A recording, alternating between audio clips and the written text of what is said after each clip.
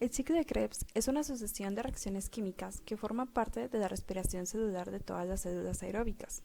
Este es un circuito cerrado que consiste en 8 etapas principales en el que la última parte de la vía regenera la molécula utilizada en el primer paso. En muchas células, la acción acoplada del ciclo de Krebs y la respiración es responsable de la mayoría de la energía producida. En el primer paso del ciclo, una molécula de acetil-CoA se une con el oxidacetato y se libera el grupo CoA a la vez que se forma una molécula de citrato. En el paso 2, el citrato se convierte en su isómero isocitrato y posteriormente en el paso 3, el isocitrato se oxida y se libera una molécula de dióxido de carbono, con lo que se genera el alfa-cetoglutarato. El paso 4 es similar al tercero. El alfa-cetoglutarato se oxida, un NAD se reduce en NADH y en el paso se libera una molécula de dióxido de carbono. La molécula de 4 carbonos resultante se une a la coenzima A y se forma de forma inestable el compuesto succinil-CoA. Después, en el quinto paso, se forma la molécula de succinato debido a que la CoA se sustituye con un grupo fosfato. En el sexto paso, la molécula de succinato se oxida, formando una molécula llamada fumarato. En el paso 7 se añade una molécula de agua y se forma el malato, y por último se regenera el oxidacetato. Para finalizar, los productos que se generan en el ciclo de Krebs son 2 carbonos de acetil-CoA y se liberan 2 moléculas de dióxido de carbono. Se generan 3 moléculas de NADH y una de FADH2 y se produce una molécula de ATP. El catabolismo de los lípidos se divide en 3 etapas. La primera es la lipólisis, que se da en el tubo digestivo. La segunda es la degradación de los ácidos grasos, que se da en el citoplasma y mitocondria. Esta a su vez se compone de 3 partes. La primera es la activación del ácido graso, ya que no pueden pasar a membrana. Después, un transporte de la mitocondria. Y por último, el proceso donde se obtendrá la energía, que es la beta-oxidación. Y la tercera etapa es la degradación de la glicerina. La lipólisis es la hidrólisis del triacilglicerol, lo cual libera glicerol y ácidos grasos. Esto se lleva a cabo en el tejido adiposo. La degradación de la glicerina consiste en la degradación de esta misma, produciendo un glicerol fosfato. Posteriormente se da una deshidrogenación, que da como producto la dihidroxiacetona fosfato. Después se hace una isomerización que da lugar a un dihidroxialdehído, el cual terminará transformándose en piruvato. El piruvato es un metabolito intermedio de la glicólisis que después se transforma en acetil-CoA y asimismo entra al ciclo de Krebs. Durante la respiración celular, una molécula de glucosa se degrada poco a poco en dióxido de carbono y agua. Al mismo tiempo, se produce directamente un poco de ATP en las reacciones que transforman la glucosa. Más tarde, se produce mucho más ATP en un proceso llamado fosforilación oxidativa. Esta fosforilación oxidativa es impulsada por el movimiento de electrones a través de la cadena de transporte de electrones, una serie de proteínas incrustadas en la membrana interna de la mitocondria.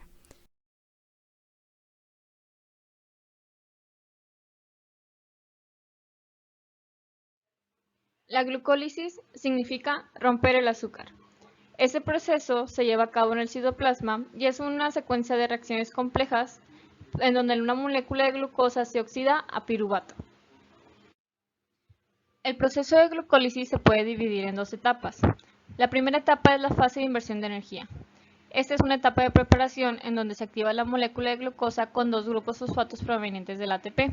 Después la molécula de glucosa se divide en 2 moléculas de 3 carbonos, el gliceraldehído 3-fosfato, abreviado como G3P, y la dihidroxiacetona fosfato, que después se convierte a G3P. En la segunda fase del proceso se conoce como fase de cosecha de energía, en donde cada gliceraldehído 3-fosfato se oxida liberando energía. Parte de la energía producida es guardada como NADH reducido y parte es usada para agregar fosfato inorgánico a la molécula de 3 carbonos para dar origen al ácido 1,3-tifosfoglicérido. El resto de la energía se libera como calor. En las reacciones que siguen, los grupos fosfatos de 1,3-disfosfoglicérico son cedidos, uno por vez, al ADP, el adenosín difosfato, para formar el ATP. Esto se conoce como fosforilación a nivel de sustrato. En general, por cada molécula de glucosa se generan 2 moléculas de ATP, 2 moléculas de NADH y 2 moléculas de piruvato. Ahora hablaremos sobre la fotosíntesis. Este es un proceso impulsado por la luz solar en donde se crean moléculas de glucosa a partir de agua y dióxido de carbono, mientras se libera oxígeno como subproducto. La fotosíntesis en las hojas de las plantas implica muchos pasos, pero puede dividirse en 2 etapas, las reacciones dependientes de la luz y el ciclo de Calvin. En las reacciones dependientes de la luz se producen en la membrana de los cilacoides y necesitan un suministro continuo de energía luminosa. La clorofila absorbe esta energía luminosa que se convierte en energía química mediante la formación de 2 compuestos, el ATP, que es la molécula de almacenamiento de energía, y el NADPH, que es un portador de electrones reducido. En este proceso, las moléculas de agua también se convierten en oxígeno gas, y este es el oxígeno que respiramos. En el ciclo de Calvin, también llamado reacciones independientes de la luz, se lleva a cabo en el estroma y no necesita luz directamente. El ciclo de Calvin utiliza el ATP y el NADPH de las reacciones dependientes de la luz para fijar el dióxido de carbono y producir azúcares de 3 carbonos que se unen para formar la glucosa. En general, las reacciones dependientes de la luz capturan energía luminosa y la almacenan de forma temporal en las formas químicas de ATP y NADPH, y de ahí el ATP se descompone para liberar energía y el NADPH dona sus electrones para convertir las moléculas de dióxido de carbono en azúcares. Al final, la energía que empezó como luz acaba atrapada en los enlaces de los azúcares. El ciclo de la urea es un proceso metabólico en el que se dan reacciones enzimáticas para eliminar el amonio que se produce de la degradación de los aminoácidos y compuestos nitrogenados. El ciclo de la urea comprende 5 fases en las que participan distintas enzimas que realizan las conversiones para la expulsión del amonio generado en el organismo como consecuencia del metabolismo del nitrógeno en el cuerpo. En la fase 1, el proceso inicia en la mitocondria que produce amoníaco y bicarbonato y se unen formando carbamil fosfato. En la segunda fase, el aminoácido ornitina se une al carbamil gracias a la enzima ornitina transcarbamilasa generando citrulina. En la tercera fase, la mitocondria surge un derivado del aspartato, además del amoníaco, que se une a la citrulina gracias a la enzima arginosuccinato sintetasa, y se genera arginosuccinato. En la cuarta fase, el arginosuccinato reacciona gracias a la enzima arginosuccinato liasa que genera arginina y fumarato. Y por último, en la quinta fase, la enzima arginasa actúa sobre la arginina que genera urea y ornitina.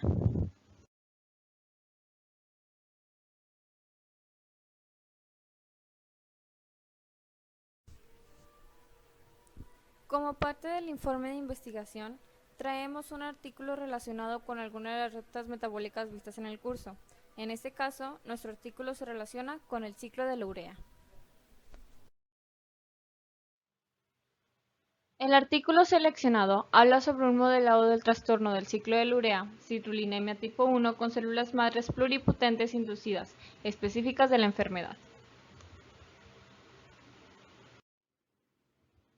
La citrullinemia clásica o tipo 1 es un defecto del ciclo de la urea, causado por mutaciones en el gen ASS1, que dan lugar a la deficiencia de la enzima arginin-succinato sintetasa. Eso implica que el amonio y otros compuestos intermedios del ciclo de la urea se acumulen en la sangre de los pacientes y causen manifestaciones neurológicas. La deficiencia de la enzima arginin-succinato sintetasa se produce por mutaciones, cambios estables y heredables en el gen ASS1 que la codifica. La deficiencia de la enzima arginin-succinato sintetasa es una alteración genética de la herencia autosómica recesiva. Esto significa que los padres suelen ser portadores de una mutación en el gen sin presentar síntomas. Si ambos padres transmiten la mutación al niño, este presentará la citrullinemia con las consecuentes manifestaciones clínicas.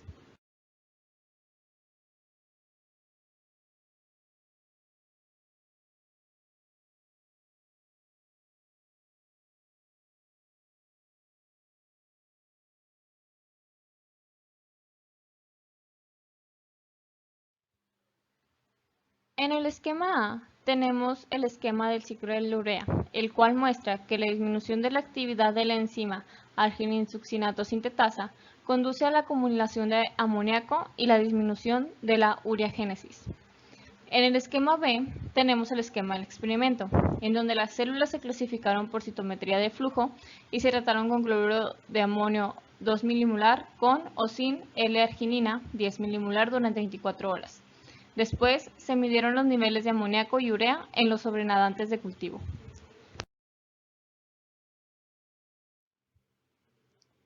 En el esquema C tenemos una comparación de los niveles de amoníaco entre los grupos de control y los grupos de citrullinemia con o sin tratamiento de la L-arginina.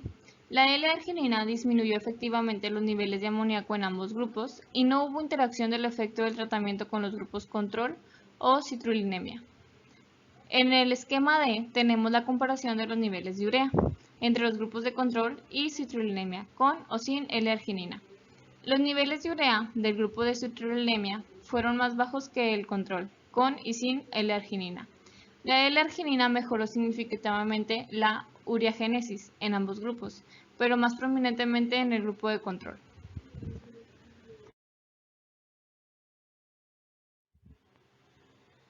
El análisis del metaboloma reveló un aumento en los metabolitos del ciclo del ácido tricarboxílico, o también conocido como ciclo de Krebs, en la citrullinemia, lo que sugiere una conexión entre la citrullinemia y el ciclo de Krebs. Este modelo mejora la comprensión de la fisiopatología de la citrullinemia tipo 1 y puede utilizarse para buscar nuevos enfoques terapéuticos.